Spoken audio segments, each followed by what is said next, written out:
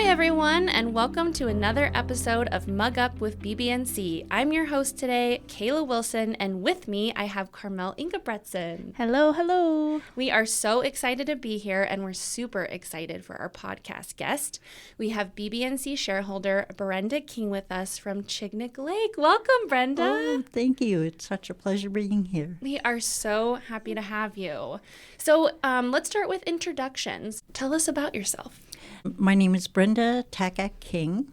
My parents are Phony and Annie Takak, granddaughter for Dora Andre and John Andre. Born and raised in Chignik Lake. I did live out of state for quite a while, but I'm back here, back in my hometown, staying in the family home, doing the subsistence, and, just enjoying that peace and quiet now. My grandparents actually were the ones that helped settle the Chignik Lake area. They're from Chignik originally, and it was pretty cool because they would talk about how people would come across through the pass, either with dog teams in the wintertime or portaging to the river. But some of the people from Chignik, they end up settling in Meshik or Port Haydn. Mm-hmm. And then my grandma and them, they had her nephew and some other people come over to Chignik side. Got to school going, and they raised a big family down there. She was married twice, and so she had a lot of kids. So, I think I'm related to half of Bristol Bay. Aren't we all? Yeah. We're all cousins. Yeah. So when you say you left for a little bit, did you leave for college? I did. I actually went to Sheldon Jackson down in Sitka back when they were still operating as a junior college. But I ended up in Southern California and Hawaii. I was gone for about 15 years. And my loving family talked me into moving back to be closer to everybody. Word of advice for people that have been 15 years away from Alaska weather: rethink moving back on January 28th at 10:30 at night when there's one of the biggest snowstorms hitting. Yeah, it was a big adjustment. Yeah. But especially coming from two of the sunniest states. The temperature difference was something. But I was real fortunate. My dad and the family, they believe in traveling. So that's one of the ways that you get to see more and experience more, and especially seeing other cultures and stuff. Yeah. So. But then coming back home, how long have you been back in Chignik Lake now? I would want to say it's been over 10 years or close to 20 years. I worked up here in Anchorage for a while when I first moved back. So I worked at ANTHC. And I loved it there. It's like seeing how far, our medical care and the organizations are doing. Like who you guys are with BBNC. It's like I just appreciate how much you guys do for us, and the opportunities we get for, I guess, learning things, being exposed to some of the things that are really important to us, but keeping our culture and, keeping our history alive. That's kind of one of the areas I never get tired of hearing about the old traditional ways and stuff like that. It sounds like you're really tied to your Alutiiq culture, because you're Alutiiq, right? Right. I love it. When I was in high school, I spent more time with my grandparents, John and Dora. I think it was like 15 or 16. I started writing down our family tree and some of the stories that she would tell about when she was younger. She was definitely one of the most treasured elders around. She didn't learn how to speak English until she was 8 years old. So I learned a lot about the history from her, and I've actually still got the book with notes. Wow, that's amazing. Really cool. Like preserving and celebrating those stories. Yeah, it is great. I count myself really fortunate. You guys have had a chance to see where we do our subsistence fishing down there. So that's pretty much my life. After being a city person in, San Diego and LA and then Honolulu, having the opportunity to be back in the village where I'm lucky if I know what day of the week it is. But living the good life. Yeah. the guys do commercial fishing still, but I do the subsistence. And then we get to pick berries. I was real fortunate to be taught some of the foliage and stuff that you could get. So each summer I'm picking up more and more. And the fun part is letting other people experience it too.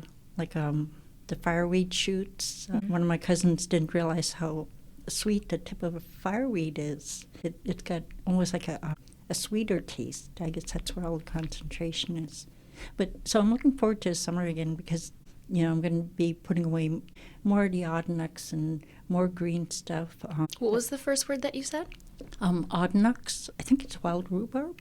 Oh. And then fiddleheads. I thought I grabbed a bunch of fiddleheads, but of course I ate them all. Kayla and I were fortunate enough to spend some time with you in Chignik Lake. Gosh, when was that? A few years ago now. But Brenda made our trip to Chignik Lake so special. But I remember you were gathering fiddleheads while we were there too, and cranberries. What a fun trip. Yeah, it was so amazing. Yeah. And that's how we first met Brenda, was in our trip to Chignik Lake. And yeah, we've talked about you ever since because you literally made our trip the best trip it could have been.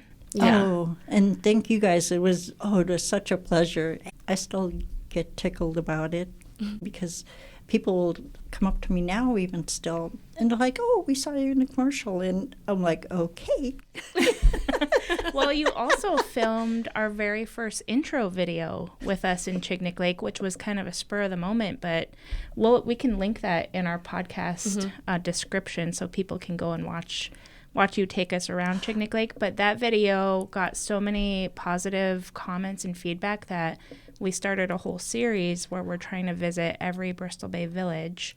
But we had comments on that Chignik Lake video from shareholders and descendants from all over that some of them had ties to Chignik Lake and they've never been there. So for them to see like where their grandma or great grandma grew up was so special. And so I just want to thank you for doing that for us. It was my pleasure. And actually one of the first introductions to doing BBNC recordings was when you guys did they mailed out a bunch of cameras. Oh, Day in Our Bay. Wow. Day in the Bay, yeah.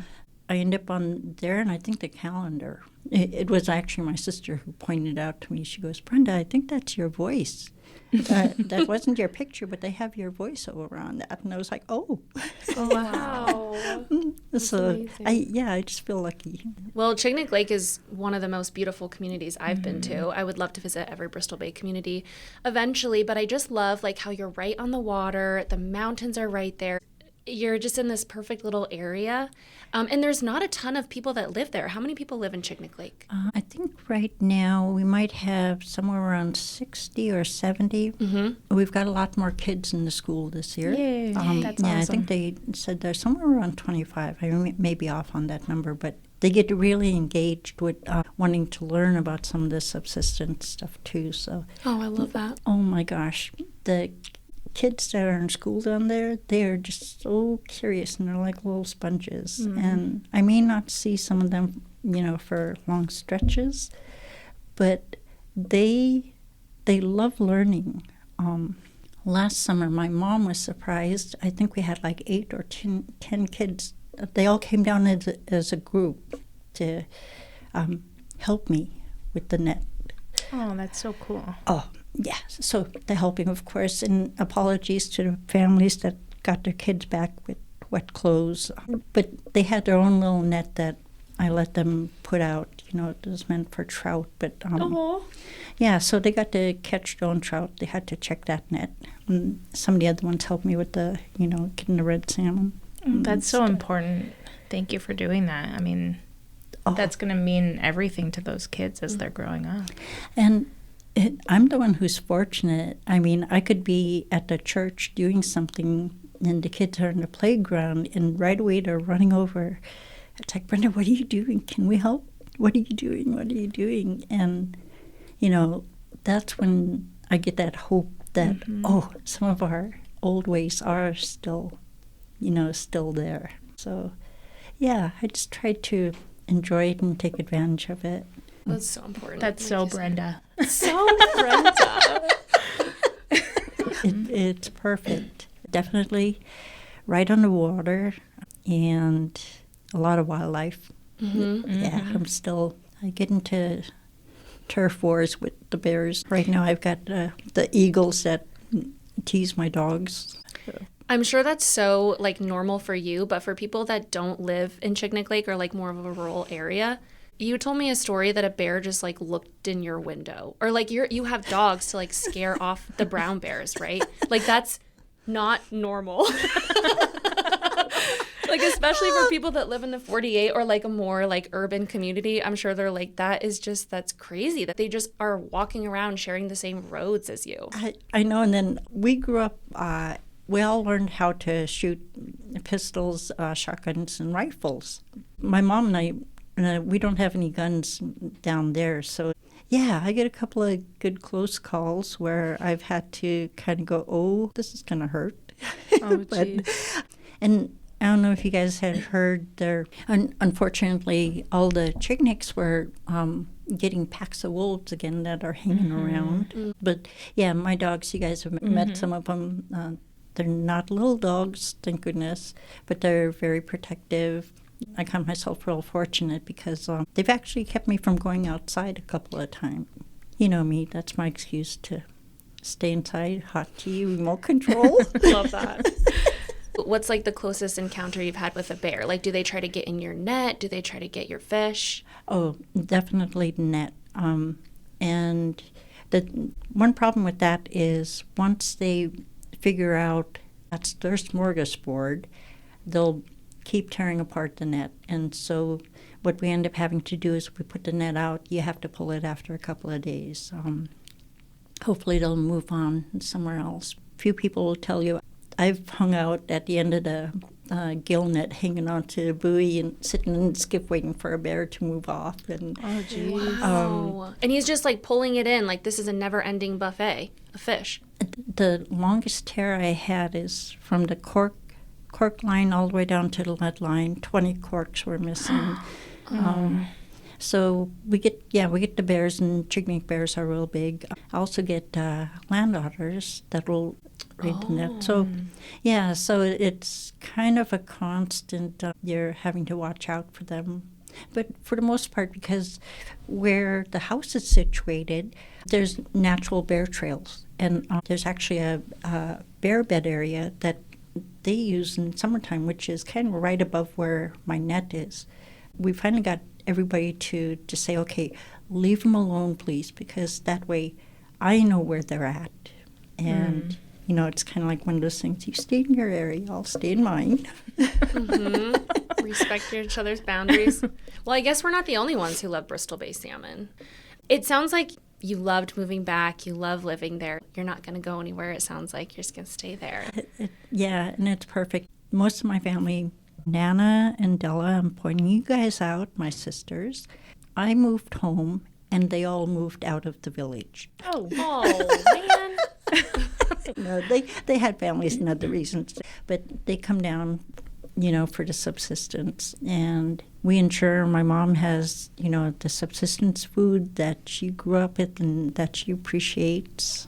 She gets a kick out of it still. Yeah. Usually during summertime, she gets her fresh fish in the morning, a fish head, and then I'll usually make some kind of simple dessert type thing with the salmon berries or strawberries or raspberries that we pick. So I'll get them in the morning, and then so I've got my mom eating dessert for breakfast. Shh. She could. What's your favorite subsistence activity? Oh gosh, there's so many. I love the fishing, even with the challenges and the weather. You know, when we're growing up, we're always taught if the net is out, you have to take care of it and respect the land, and don't leave the fish in there just to let it go to waste or let something else get it.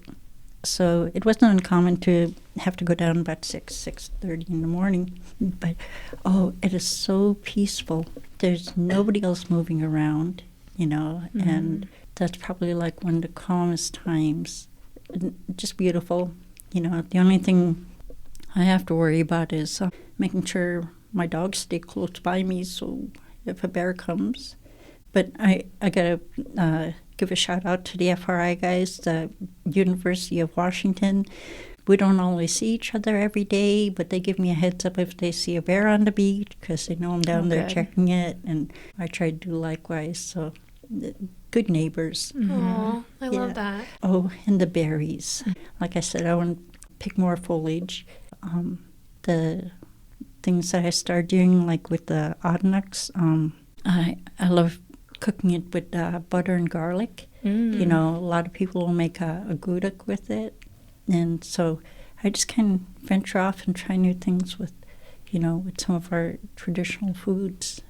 And then, of course, talking to people or learning what you guys are learning from the other communities. There's a lot of shared history and culture in the area there. So, never get tired of hearing those. Yeah, when we were in Chignik Lake, you actually taught me that you can harvest cranberries year-round. I didn't know that before.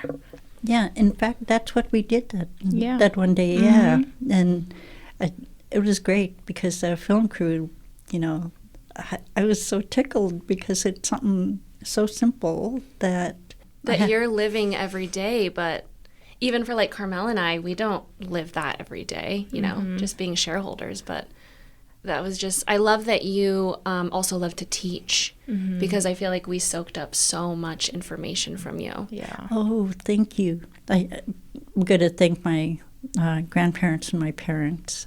They really valued the education and even passing down our stories and our lineage and everything. And it made it a lot more comfortable for me because when I first moved to California, I was in places where I virtually didn't know anybody else, aside from my ex. But having been exposed to all that travel and all the stories, it was easy because then you start seeing a lot of similarities between, a culture totally far away. You earlier talked about, making food or making pies or what it may be. Do you guys have a grocery store in Chignik Lake? They do have one small one, but the cost of everything there is really expensive. I try to get my stuff, when I have to come up for appointments or ordering online. So. Oh, where do you order from? Can you just order Costco online and have it shipped? You can, but Costco, they end up doing more the freight. So I'll either do like Walmart, Fred Meyer's, my sisters. I call them up and say, can I send you my money and you'd just order for me? Yeah. And stuff. So what kind of stuff does the store have? Can you, if you need a cup of sugar, can you just go get a cup of sugar? Well, I haven't really shopped there in a long time. It's just out of my price range. Gotcha. So I do try to do bulk orders. And I remember growing up, did you guys ever go to that phase, when you go to a grocery store with mom and dad and, you see all these wonderful things you want to get, but darn, why won't they let us get the fun stuff, right? Oh, yeah. My kids do that, too. Yeah. Now I find out why they did that. As I'm getting older, I'm like, oh, shucks, I got to get the practical stuff, But I managed to get treats. It's just one of those things. But yeah, it is expensive. The gas price alone down there is up to $6.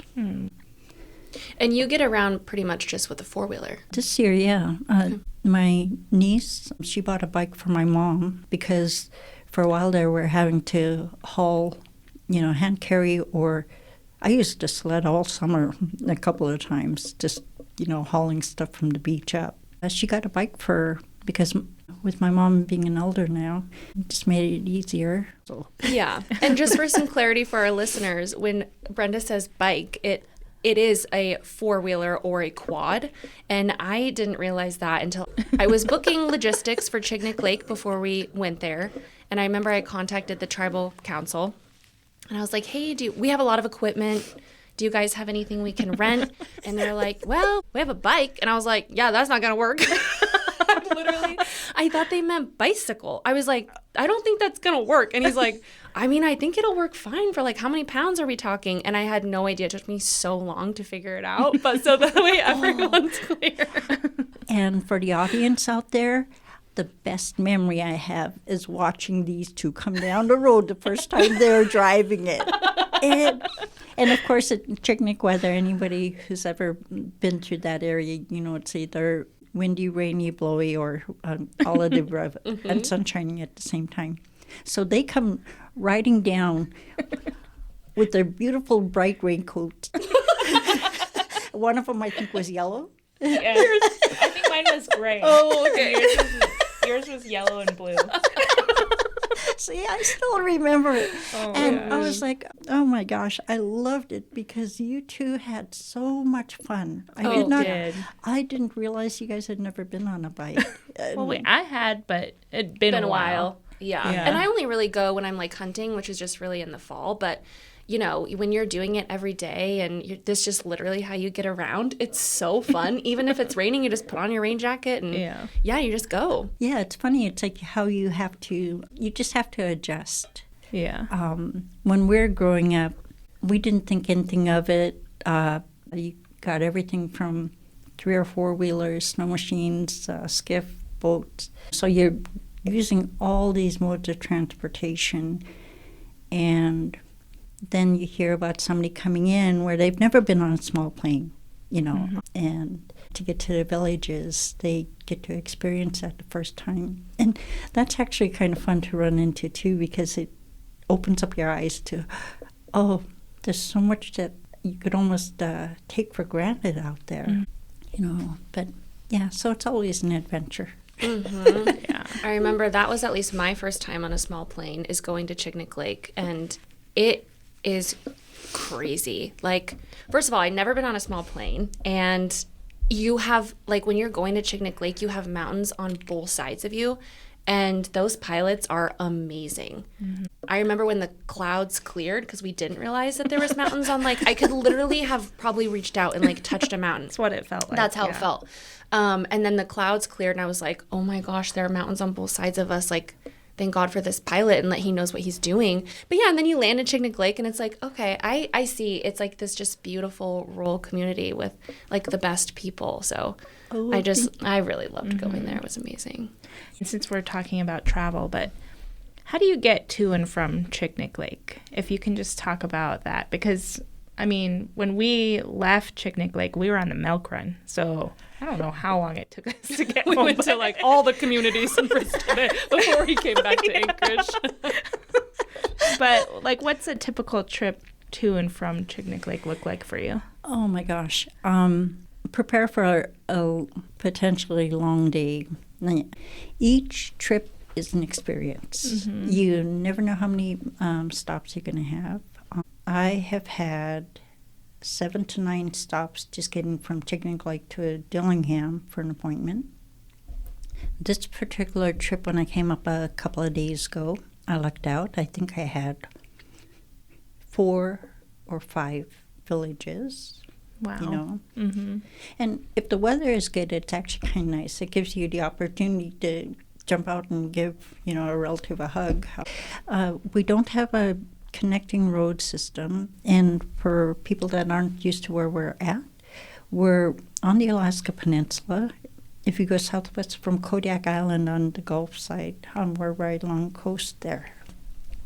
It's either planes or boats. The ferry used to come in, but I think we're going to see a huge decreased number of trips I'll be making down. So that's going to really impact a lot of people. How many planes come in and out every day? It really varies. The weather and temperature really drives the schedules.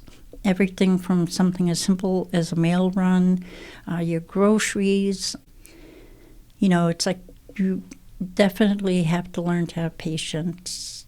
Somebody may order some groceries and it may get there within a matter of, you know, a couple of days, or it may take weeks. Without the road system, you're really dependent on the planes.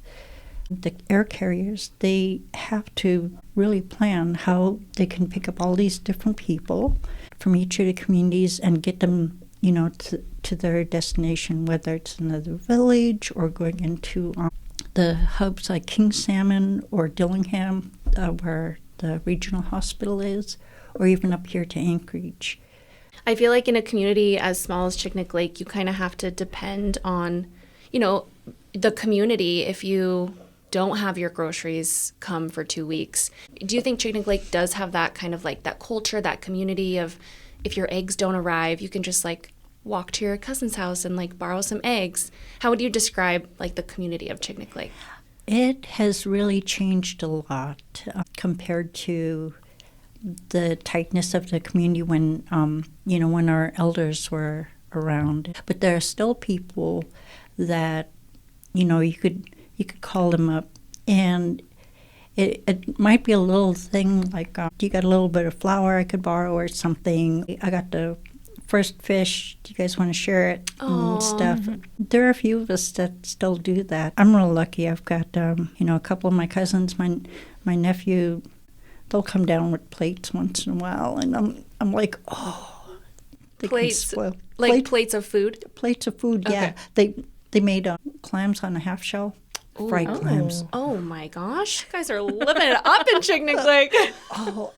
I kind of cheated though. They did take me clam digging, and I did help collect the clams. I didn't help them clean them. I'm sorry.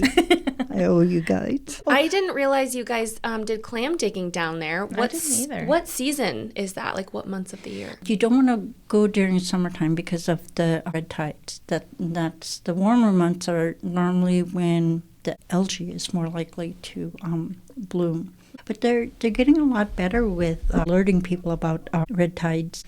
So a lot of people will do it in the cooler months. I think, what was it, my grandma, this is always going to be stuck in my head.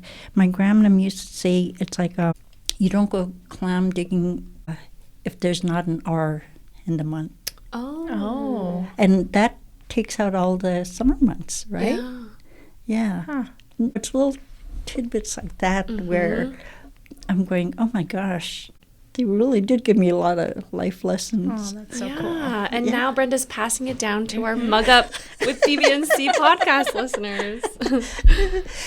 You talked about the church. You guys have a Russian Orthodox church there, which if viewers look at the intro to Chignik Lake, they'll see it's beautiful. And you're Russian Orthodox, correct? Correct. Yes. And how many people in Chignik Lake do you think are Orthodox as well?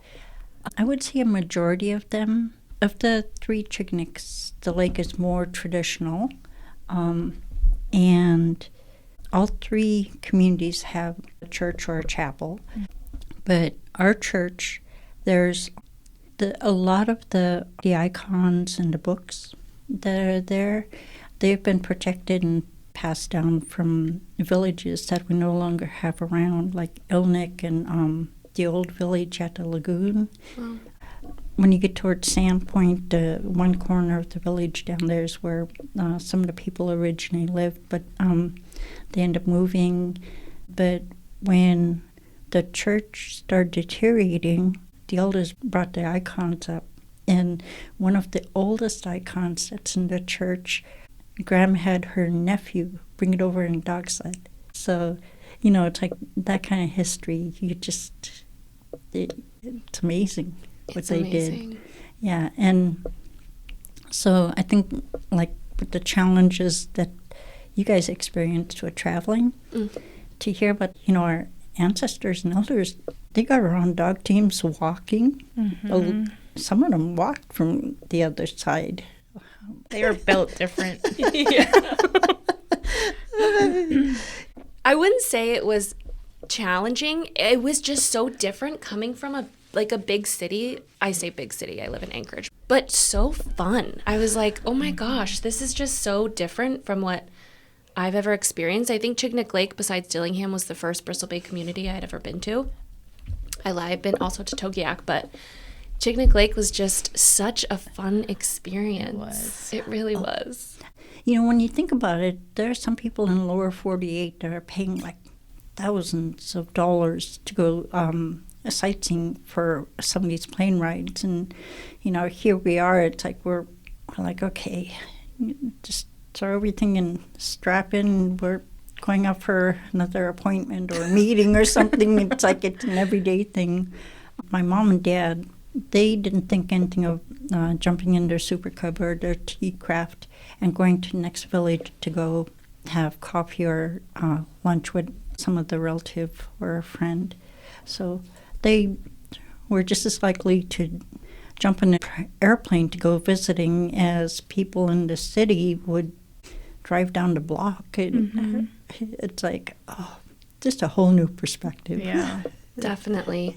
Brenda, when our audience hears this conversation, what's one thing you hope they understand about your community and your culture? Learn, respect, and try to hold on to more of the old ways, because the value you get from living in that kind of culture, there's just so much history there.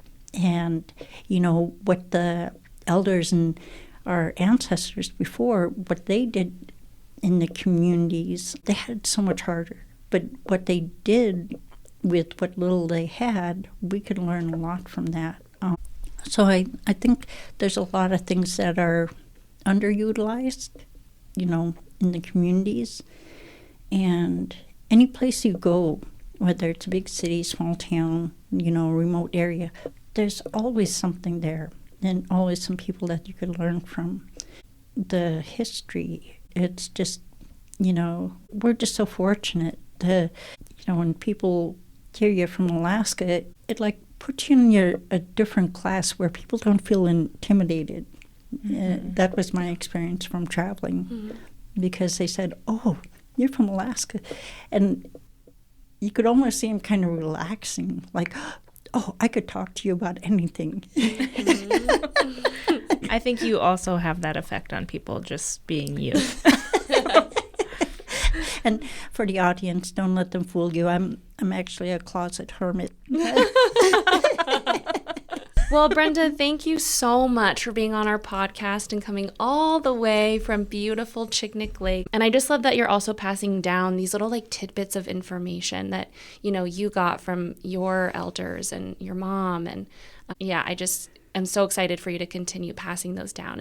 We're just appreciative that you're here. And I love it. It makes it so easy when you get the support from, BPNC has done so many things to, support our culture and keeping things alive, keeping people informed.